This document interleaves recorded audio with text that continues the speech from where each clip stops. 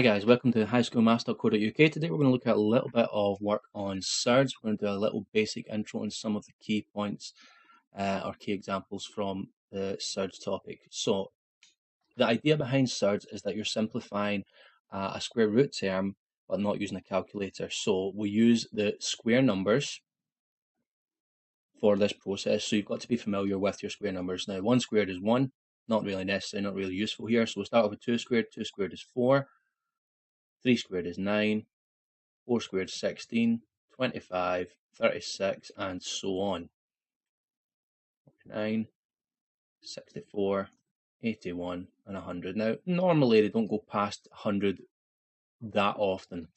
They can go as high as possible, but most of the time you're going to be looking at these numbers here. So we'll stick to them. Particularly in the exams, they're not going to go too high for the numbers that are going to appear. So we're looking for one of these numbers that multiplies to give us 20. And that's the key thing, is that the first number is going to always be one of the factors of 20, or the number you're looking for.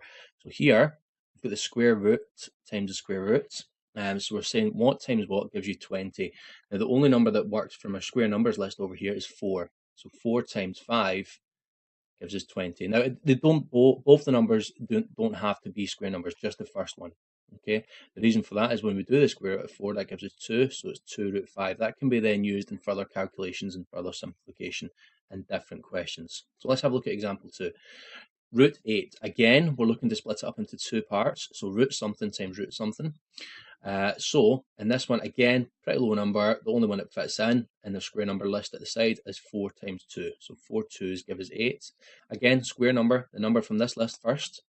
Square root of 4 is 2. So we end up with 2 root 2 as our final answer.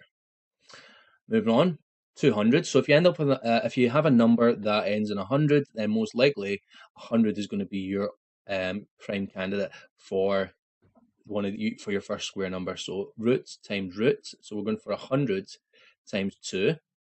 Square root of 100 is 10.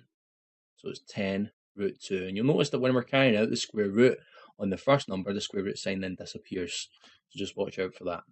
Last one, root 72. Bit trickier this one, because there's a few options that multiply to give us 72.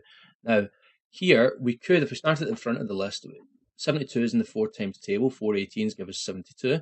So that would work, but what we want to do is try and find the highest number. So we're actually going to start at the number just below 72, which is 64. Now, 64 doesn't fit in exactly to 72, so we're going to jump below 49. That doesn't work either. However, 36 times 2 gives us 72. So 36 times 2 would work. And we want to choose that highest number. It's kind of like when you're factorizing, you want to pick the highest common factor. When you're simplifying a surd, you want to pick the highest common factor as well, which saves you extra steps in your working. So square root of 36 is 6, and then root 2. Okay, so alternatively for that last one, had we started off, so let's say we go back to the root 72 and we split it up, but instead of using 36 times 2, we used 4 times 18. Okay, so the square root of 4 is 2. What we would have ended up with is the square root 18 part isn't fully simplified, so that can actually simplify down further. So we're going to carry the 2 down, but we're going to split the square root 18, into 2 parts. And you'll notice that this can be split into 9 times 2. Okay, so what we end up with is 2 times 3 root 2, because the square root of 9 is 3. And 2 times 3 is 6, so we end up with 6 root 2. It gives us the exact same answer as we had above, but it's a lot more working together. So you're always better, if you can, spotting the highest factor right away. So there's a few different applications. One of the common ones that you see come up quite often in exams and prelims would be something along the lines of these questions, where you have to simplify a surd, but then you have to collect like terms with the common surd term. So we've got root 20 here. And again, we're doing what we did before, splitting that root 20 into 2 parts. Now, we've not got our square numbers on this screen, but from a previous screen, 4 times 5 gives us 20. There's no higher square number we can choose to multiply to give us 20. So we keep that like root 4 times root 5. Moving on to the next one, splitting that into 2 parts. So root 80, again, we're looking for the highest number, so it's 16 times 5. And then the last one, now 2 root 5. Root 5 isn't going to simplify. 5 is a prime number. We can't do anything but 1 times 5. So we're just going to leave that as 2 root 5. So that's us simplified these two terms as far as possible in the first line of working. We're then going to use our square roots to simplify further. So square root of 4 is 2, 2 root 5, plus, keeping it all in the line, it's a progression from one line to the next. Square root of 16 is 4, so it's 4 root 5, minus the 2 root 5, we're not touching at the end, that's just being carried down from line to line. Now what you should notice, hopefully, is that you have some terms that you can collect together. So we've got a root 5, a root 5, and a root 5, and we're going to just put them together like we would with algebraic terms. So if it was 2x plus 4x minus 2x, we would end up with 4x.